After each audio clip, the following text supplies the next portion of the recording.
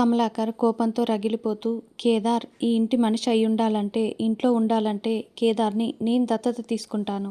నా బిడ్డని చేసుకుంటాను. అప్పుడెవరేమంటారో చూస్తానని కమలాకర్ కోపంగా చెప్తూ ఉంటే, ధాత్రి, కేదార్ ఆనంద బాష్పాల్ని కారుస్తూ ఉంటారు. కౌశికి కూడా చాలా సంతోషపడుతూ ఉంటుంది. దాంతో యువరాజ్ చాలా మండిపడుతూ, బాబాయ్ వాడి ఇంటి మనిషి కాదని చెప్పండని కోపంగా నిలదీస్తూ ఉంటాడు.